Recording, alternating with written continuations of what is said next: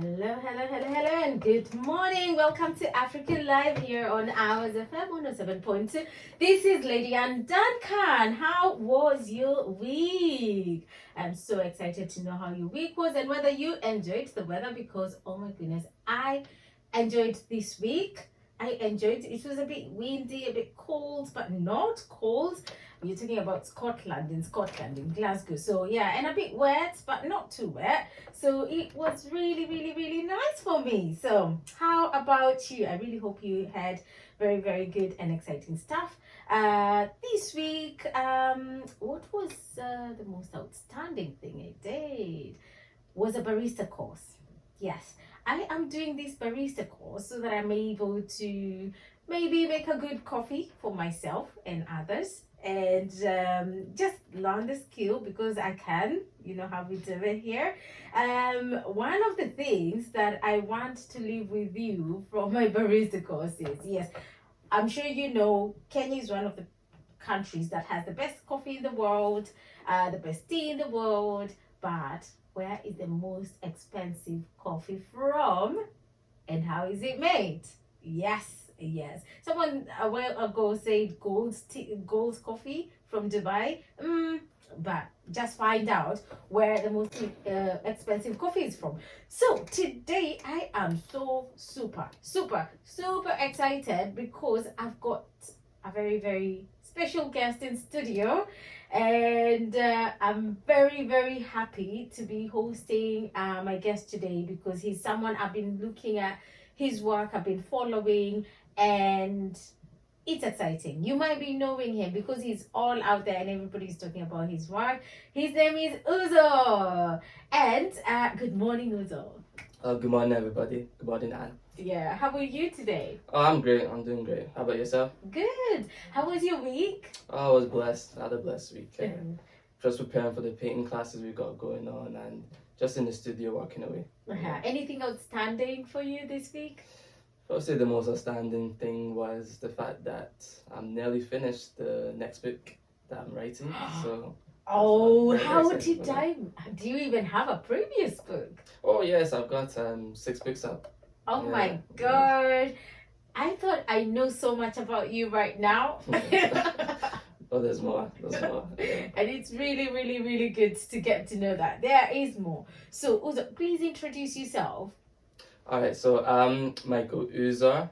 I am the owner of Afro-Scot, and I'm a business person. I'm an entrepreneur, socialpreneur, and my goal is to push forward the African identity in order to encourage their confidence in Scotland through creative work.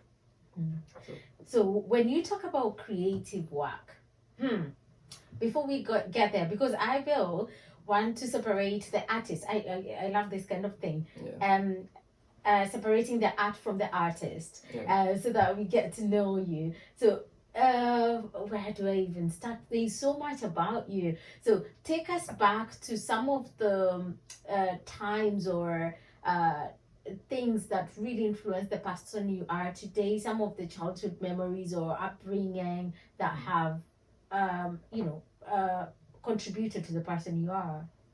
Yeah, so I draw, I paint, but that really came from an uncle. So this uncle, he was a really good draftsman. He could draw really well, and I was interested in Spider-Man, and I always get him to draw Spider-Man, and I'd be so fascinated by how he'd be able to draw it exactly as it looked, and I'd want to do the same thing. My dad always said that when I was younger, I'd cry when I couldn't get the drawing right, So that's how passionate I was about drawing, and drawing gave me some self-control.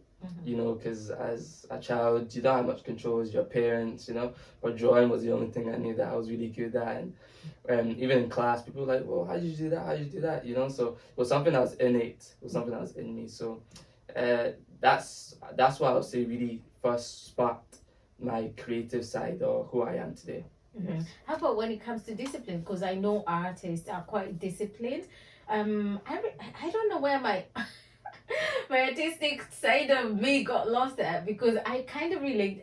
When we were young, we used to like try and draw. I could draw more than just a hen. Right now, I probably can just draw an egg. True story. So. Did you have that much discipline, or are you generally a disciplined person to be able to complete? You're saying 6 books. I'm still stuck on my probably 10th book, but it's not it. No, I've not read. Like I have written everything everywhere, but to organize it to make it a book, Yeah, it takes a lot of discipline. Oh yeah, no, I wasn't not a disciplined person at all. And when I was younger, I couldn't even finish 2 pages, So, but as I got older, I believe because I studied fashion, so I'm a fashion graduate, and because of that, fashion you have to be so disciplined. Like you have to sit down and really focus for hours to get it right. On picking if you make a mistake without getting angry. So because of that built up my discipline. Because when I was younger, like I'll do something for a few months and just discard it. But I guess those experiences built me up in that way. Yeah. Oh, that is so great. Then you must be very, very disciplined. I'm very excited to see you in the coming years if you are on your 6th book. Oh yeah. Or is it 7th? The 7th one I'm finishing right now. Yeah. What are some of the titles you've written about? So one of them is Seeing the World Through the Lens of Worship, is where I'm a man of faith, I'm a Christian, so I use that book to give glory to Jesus, and through the chapters, and just basically, instead of me being negative about the world, be positive, what's the beauty of creation, and how our experiences can be turned to a positive way instead of a negative way, to build us up. So that was seeing the world through the lens of worship. And then there's other bits like the Afro-Scot experience, about my experience growing up in Glasgow, and and everything going up high school. So it's a coming of age story. So and then there's other ones about Nigerian politics. I got another one about how in an African home you're only allowed to be an engineer, lawyer, doctor. Yeah. But this guy wants to be an artist. And I have that as a question coming. Oh, nice one. How were your parents that open-minded? Like, oh yeah, you can be an artist, a fashion, student. They're open-minded. My parents I come from an entrepreneurial home. So my father was all into business, at a young age, still to this day. And he was like, if I was doing art good at art, I'll be huge by now, making, that's just how he thinks, you're saying you can also monopolize art as well, because there's not many Africans doing it, so they encourage me, and they also see my drive, my passion, and that's now at one point, my dad was like, you're starting to get addicted to this stuff. This was like when I was like 17, and I said to my dad that at least I'm not addicted to drugs, so it's a calling. Exactly. So he was like, you're dedicated. So.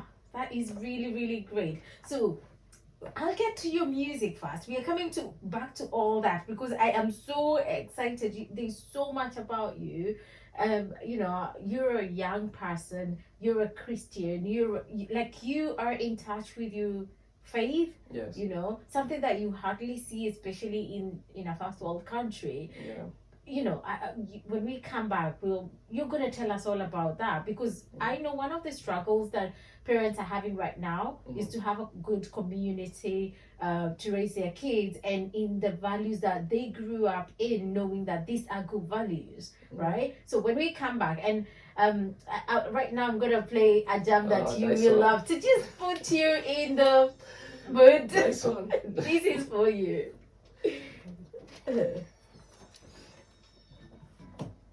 Yeah.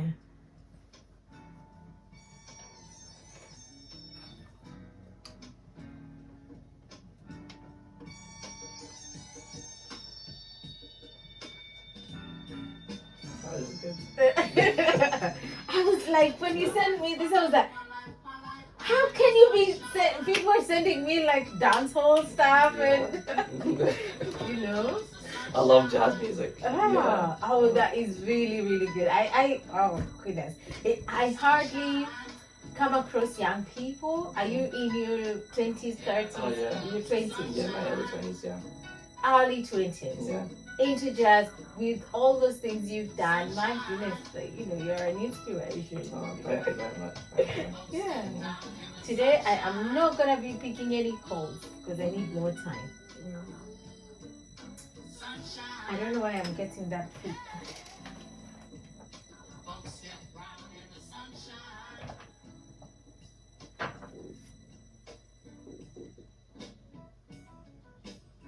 Oh, it's in the music. It's too loud.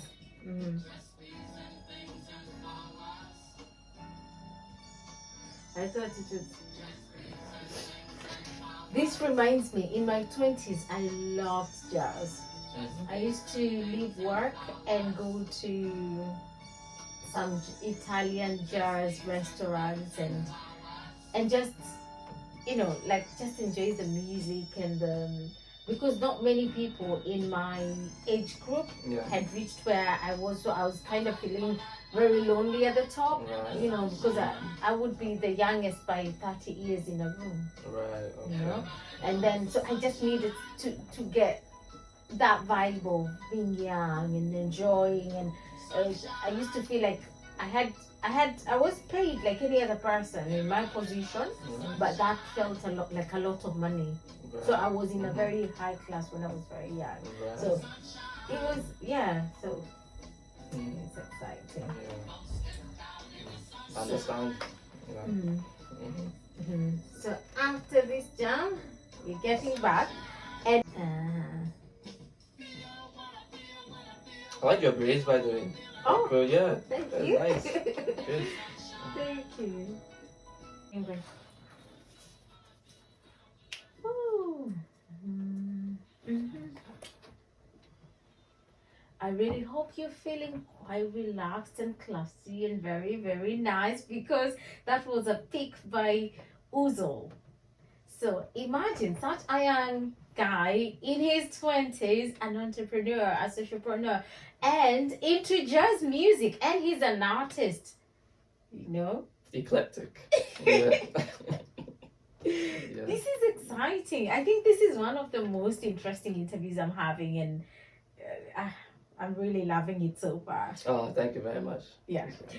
So MR.UZOR, why jazz? How jazz? How did you even get into jazz? I like jazz because, most hip hop music is sampled from jazz music. And not only that, I like the bass guitar, so I can play the bass guitar. And anytime I listen to jazz, I'll always be hearing that bass, Bass is the foundation of jazz anyway. And that's why I like jazz. It's smooth. Also, I always say there's so much going on inside that I like to be relaxed, by the music. And it's really good, just cool. And I'm very sure our listeners got on a shock a little bit, because we're used to playing like jumpy music. That's not me. But that's good. It felt really nice. Thank you for sharing that. Oh, thank you. Yeah, just there is this thing going around, and it's for everybody to be aware that there are hackers who are targeting the WhatsApp app, and I know two people who've been hacked. Two people that I know, and they've lost their WhatsApp, so the other people have taken over it. Then on some of the groups, people are talking about be aware of the hackers, because they're sending you a code or a message with a code, or call you and ask you, oh, I sent a code by mistake to your phone, could you please send it to me? And then you get locked out of your WhatsApp. So people, be aware. And if this got me thinking, is there a place for people to report it? I've checked online, there isn't. But there are a few things you can do by making sure that your app has a lock, like the way you lock your phone with a code. Make sure there is either a code or fingerprint on your WhatsApp as well, so that you don't get hacked. Don't give anybody any code. If someone texts you with a phone that kind of looks familiar, maybe it could be like your brother or sister or something, please do call them directly, so that you can ensure that you are not being hacked. On this other side, do you know who was born today? I will start with make a guess. Who was born today? Susan Boyle. Yes, yes, yes, yes. I wonder where she is right now. Oh yeah, like she had an incredible voice. Yes, Yeah. yeah, she had an incredible voice. She won the British Got Talent Oh in yeah. 2019.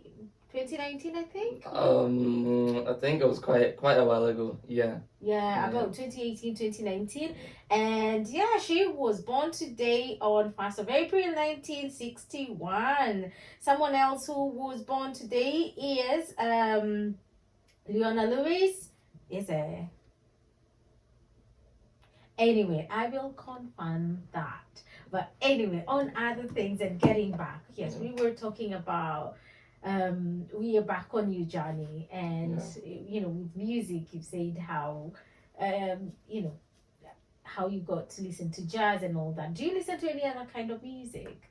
Oh yeah, like I listen to Afro beats. You know, I listen to like I've got an eclectic palette when it comes to music. You know, I listen to different types of music. But if somebody asks me what's your favorite music genre, I'm gonna say jazz. And when do you listen to jazz then? When I'm by myself in the car, when I just wanna relax, or if I wanna learn a new song on the bass guitar, Yeah. and I listen to jazz music.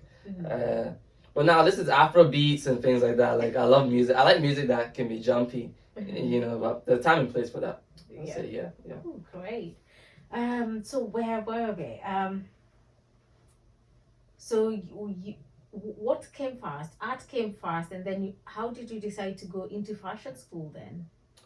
Yeah, so I believe my decision to go to fashion school really came from a lack of confidence in art. And in the African community, art isn't really that respected. Yes. Why you doing art?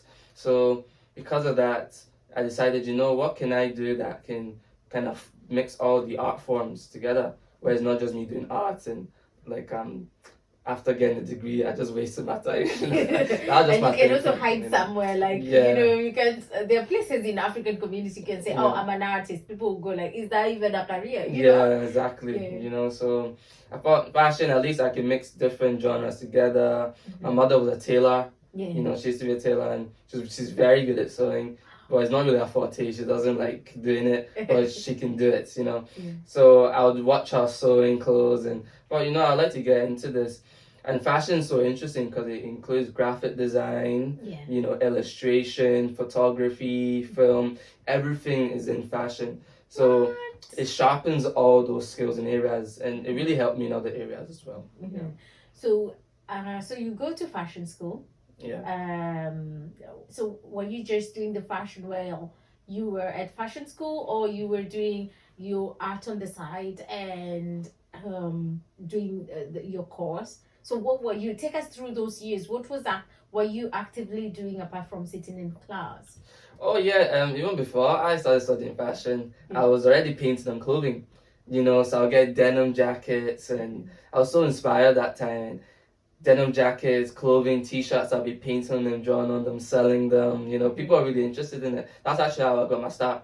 In business and just selling jackets. And then after that, I thought, let me just take this further and learn it in school too. Yeah. So it was it just one thing led to another. Yeah. So by the time you graduated, you're already doing business on the side. Yeah. So did you benefit from your fashion skills, fashion design skills and all that? Oh yeah, 100%. Because I can sew jackets, I can sew things from scratch, easily. So if I wanted to create a collection, I know how to do it. I don't need to hire somebody to do it. I learned so much about fashion because even with drawing, I did so much illustration for fashion sketches that it improved my drawing ability. My concentration, like we're talking about discipline. It improves so many things. So fashion really helped me, 100%. Yeah. Even we had a fashion show last year actually at the Hidden Gardens. Yeah. Just around the corner. It's just literally it was so good, and I believe I had the confidence to do that because of all my fashion experience. So tell me, when you talk about fashion show, when I think about a fashion show by an African, I'm thinking Ankara, I'm thinking very colorful, I'm thinking about very diverse, crazy designs. What kind of fashion show did you have?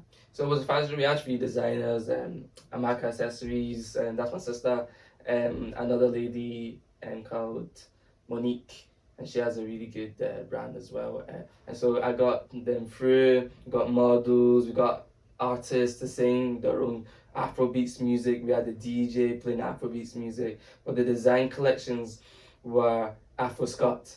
So it was a mixture of African and Scottish prints, and it was just creative. Uh-huh. So I'm gonna go back now, because you know what I'm trying to wrap my head around is that you are so young, but the amount of stuff you've done or you're doing is amazing. Some of the things I've seen is the outdoor norm. Outdoor norm, yeah. Then I come across why Africa is great, why food is great, or why African food is great. Then there's a film trailer, then there's your art journey, then there's Afro-Scot. Then I saw you having a theater play or something in like church. Yeah. Because I don't know how to ask all these things, please take us through what was born from what and how all these things are going and how you're managing multitasking all this. Oh yeah, my sister and I were talking recently saying that. And if you won a lottery. yeah, exactly. Yeah, we were saying that we're quite workaholics. Yeah. I don't know. I think it's just passion. It's just really passion, and just desire to let's try this. Let's try. Let's see. And also, I believe that by doing these things, we're actually inspiring others as well. To want to try on their own, trailblazing. Lighting the path. So, when it comes to the film, I just like, no, we're good to do a film for Afro-Scot. Simple. That's literally how I think. Oh, it'd be nice to write a book. Then I just do it. It would be really good to do a podcast. My father. I talk. Yeah. I can talk. So my father was like, "Why don't you start a podcast?" So I started that. Why Africa is great. Just to bolster up Africa. Because we're always talking about African problems. There's great things. Our stories are really well told by yes, us. Exactly. I was listening to it and I was like, how do you? Like, you are well researched. Thank you, yeah. When I look at your work, you're not just trying it out and then throw it out there and then continue to the next one. You're actually putting effort, which is a great thing. Thank you. Yeah. So you did. Are we expecting more on that podcast side of things, or what is your focus at the moment? My focus at the moment is the painting classes that we're doing. Yeah. And also the books. We also want to put on an event during the summer. Well, that's in the works. But mostly right now, we're wanting to slow down this year. Because every year we've just been going. And this year we just want to be able to relax a bit and kind of just really look at everything from a bird's eye view. Everything that we've done. Because we've done so much incredible things with Afro-Scot and it's obviously going to grow and grow. But I was saying to myself that, I don't want it to consume me.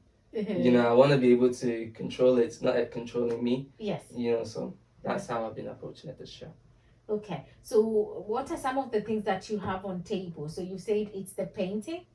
Yes, the painting classes, yeah. Painting classes, the summer events. Yes. And also the books that's going to be coming out, yeah. So when we come back from this short break, we are going to talk about those three things. All right? Okay. Hello and welcome back to Africa Live with me, Lady Ann Duncan and MR.UZOR. Yes, we are talking everything art. We are talking creativity. We are talking entrepreneurship. We are talking about paint and sip.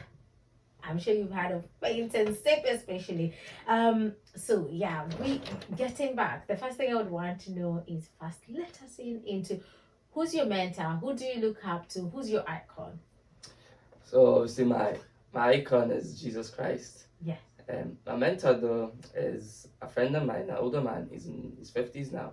And he really built up that confidence in me that I could actually pursue art. Because he was an artist as well. He would do these key sculptures. I actually bought one of his works and, he would take me to museums, galleries, and, even when I was in Edinburgh for university, he would come to Edinburgh, take me to the Edinburgh, museums, and, just such a good man, and he told me, Michael, stick to the art because when you get to my age, it'll be difficult to get back into it. Yeah. So that's one of my mentors. My father as well as a mentor, my mother's a mentor too. So, yeah, I have really great people around me. Yeah. Right. So thanks for sharing that. We narrowed down to three things. You know, your art in drama and theater, Yeah. and sip and paint, Masturbate, and the summer programs that you have. yeah. Okay. In whatever order you want, please take us through all of them. So I'll talk about the drama first. Mm. So the drama actually came about because I wanted a way to be able to get the youth involved in the youth involved in the church, Yeah. About the Bible, and also another form of evangelism as well. So I believe literature is a great way to speak to people, because when you're talking, someone can ignore you and just go for one and the other. However, with a book, people aren't forced to read, it's their choice, so that's why I wanted to do the play. So I wrote the play. I was inspired by like Japanese culture, and Japanese plays, and I was reading a bunch of them, even 17th century plays, because my dialogue can be quite long, so I was reading a lot of these, and I was just so enthralled, like how easy, because it's different from a novel. Because a novel, you have to get into the character's thoughts, but in drama, the thoughts become the dialogue. So that's why it's just so dramatic, so you can have fun with it. So I got the youths together, and we spent like 3 months practicing, and it was a really good. We did on Christmas for our Christmas drama, and it was about this man or this lady who basically was boasting, showing himself as a Christian, but when his friends came along who weren't Christian, he wasn't as confident anymore, and he shut down and he was embarrassed. So he went to God saying, man, I wish I could just be like them and have fun on Sundays, not go to church. Then he goes through this experience that leads him to his revelation and actually grows him in his faith. So that was what the drama was about. I didn't really tell you all the details, but that's what the drama was about. And then it's very interesting. But who were you targeting to learn from this drama? Because I watched most of it on YouTube. Yeah. And so who were you targeting to learn from it? I was targeting the youths, really, because I feel like nowadays we are even talking about in the first world, this country, in this type of world, that just talking about Jesus in public leads to ridicule, and it can be embarrassing for some people. So I wanted to just show how we should be more confident when speaking, that we should not be ashamed of the gospel. So I was speaking to the youths, and they had the feedback from the audience after the jam was done, and people were really inspired that we should not be ashamed of the gospel, and that was the whole crux of the message. And we're speaking to the youths, especially the guys, because I feel like the ladies can be quite on fire for Jesus, in the church. But where's the guys, But why do you think so? Because you will find, if it's a Christian, say for example, me growing up, I would see, if I see a guy who is like a Christian, he's into church, into his faith and all that, or even Muslim, and they're into their own faith and they are like so confident about it, they look good in it, right? If you meet a very good looking person, very hardworking, very admirable, and they say they're a Christian or they're a Muslim, they're into their faith, then it looks good on them. But there's also this other group that is like, oh my goodness, do I even say what my stand is? Do I say yes, I'm in faith or not? Why do you think it is so difficult within the youth? I believe it is difficult for the youths. I'll use my own example. I wasn't always like this. When I was a teenager, I would never say it in public. I would say, even saying that I'm going to church on Sunday. That what you doing this Sunday? I'll be like, I'm just in the house with the family. I'll never say I'm going to church. And what it is once one has had a real, true personal encounter with Jesus, your life changes and you're no longer ashamed. That's what I'll say. Okay, and I think that's something else that people are really struggling with, and because there's a lot of stuff going around in the world, and people are trying to get identity, and there's a lot of, for lack of a better word, trashing. Like if I find someone has done something and they're related to something, it could be not even religion, of Yeah. faith, Yeah. then they're going to be trashed because of that. And then people are not very confident. Like, and some people have done wrong things in the name of. So, then it becomes what's my identity, and also, as you said, personal encounter can give you more confidence to say, what, I am a Christian. I am, I have a walk with Jesus. Yes. Right, and well done for that. Anything coming up on that? So we got another drama for the Easter. So for Good Friday. Yeah. So at the church that I go to Open Give us Heavens. details if we are invited. Oh yeah, of course, come in. Everybody can come for his Open Heavens. Yes. So Redeemed Christian Church of God is near Royal Infirmary, so Far Park Street. So there we're gonna be getting all the teenagers this time. And I love the teenagers because they're so on fire, and they're so committed. I feel like teenagers are the best people to actually speak to and evangelize to, because that's when they're young, they're ready to listen. Like the older you get, you have some certain views that are quite solid, but these teenagers are all ready, they're committed. I don't need to be calling them here, get on, no, that. And so they learned all the lines as well, so now they're gonna be good next week, and I'm really excited for that. So it's next week Friday. What time? So 6 to 7:30 p.m. So our drama will be slotted in, and our drama is about like a girl. She's going to church, but she doesn't understand why she has to go to church for Easter. What's Easter all about? She's bored. Church is just a social gathering while we're here. She's trying to look for ways to avoid church. I'm trying to show why does she think this way. And with my dramas, I like to focus on people already in the church. Because I feel like if we're going to evangelize and talk to people about Jesus, it's not just about telling them about the gospel. They need to see it in our character and our behavior, So we need to be what we're talking about or saying, So that's why I always like to go for them. Oh, great. All right. Take us. I will be there. I will check my diary, and I'd love to be there. Painting and sip. Paint and sip. So the paint and sip idea actually came because we just moved studio. So we wanted to use that big space, really big space, and I can't just be coming here by myself.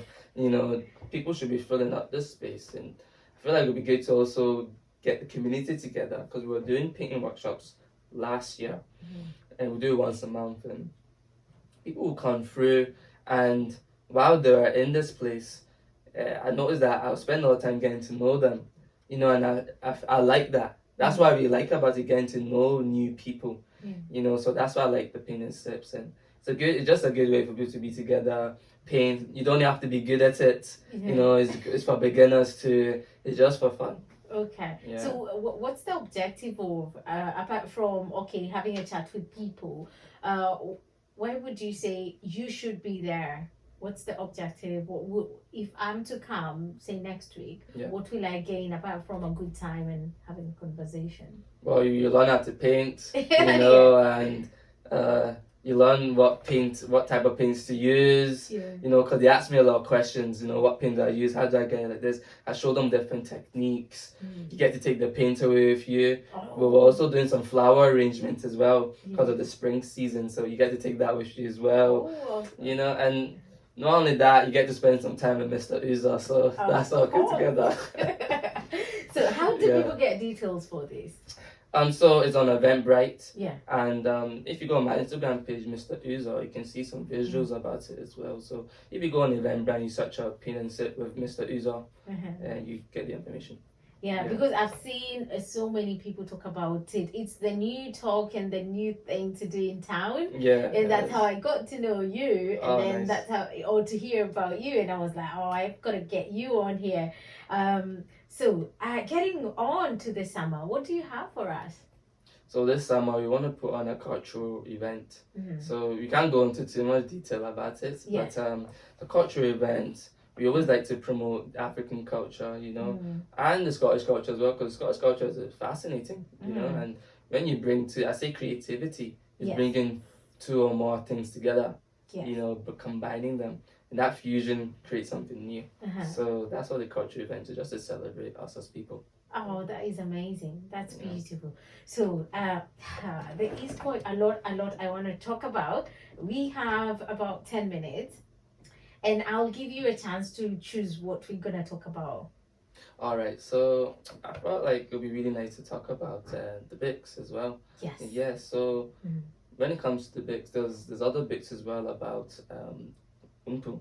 Mhm. So Umpu is my second book that I wrote, and I say it's one of my favorites ones because it's the book that really transformed the way I write. Yeah. I feel like Afro-Scot experience, I say it's juvenile. Yeah. You know, though you read it, you know, your first novel is always the one where you're like, wow, this novel. You know, you know, you know, it's like, let's not talk about that, you know, but it's a learning experience, you know. So when I got to Umpu, I was reading books and I was really inspired by the Japanese way of writing and the French way of writing.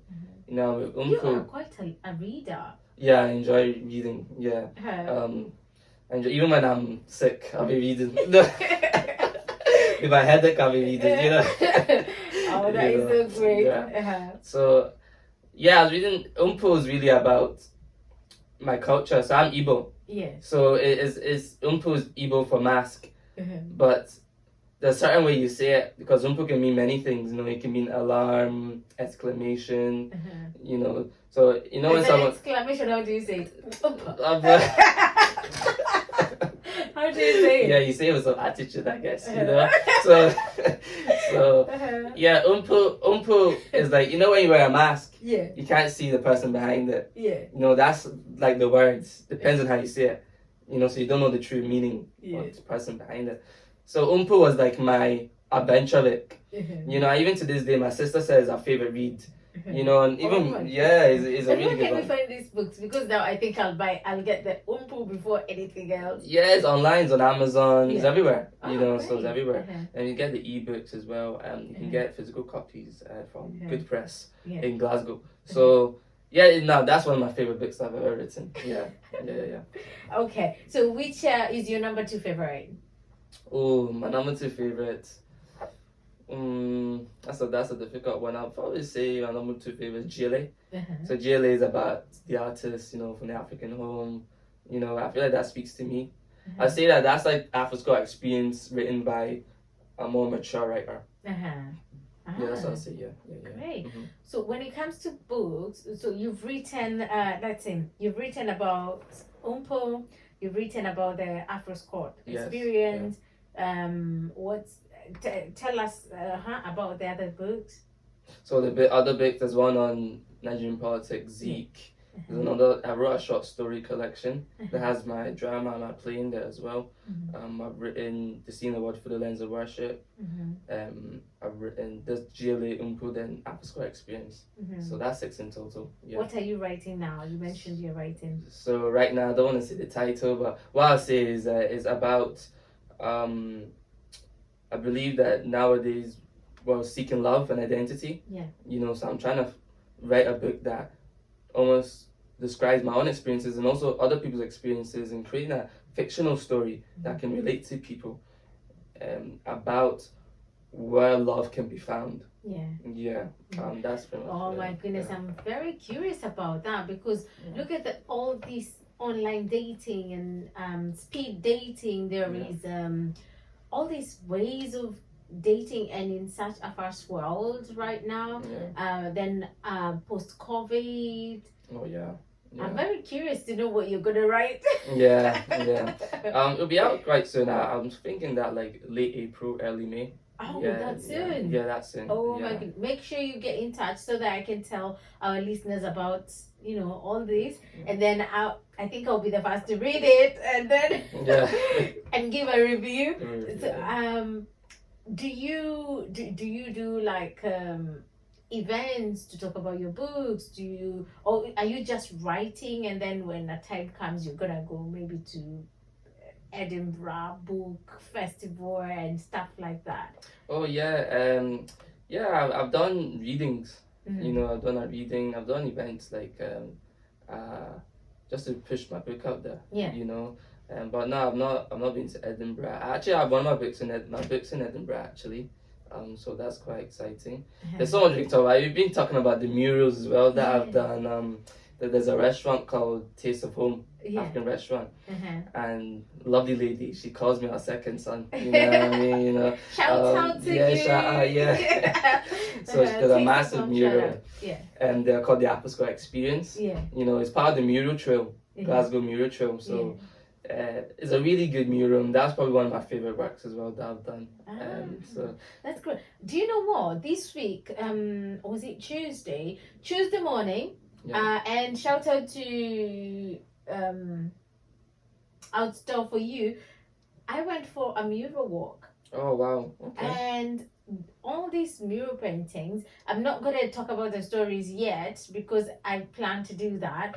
They have stories behind them. The artists who've drawn them have stories behind them. It's quite interesting. It's not just a nice, lovely looking mural and that's it. Yeah. They have the stories and they're quite powerful. Oh, I really loved it. Yeah, like the mural art is so good. You know, it brightens up the space, and I believe what people enjoy it. But I remember when I brought some of my friends from university who were checking out the mural after I'd done it. Yeah. And she was wondering, in museums. Where is yours in case someone wants to? Oh, so it's around Bonnie Park area.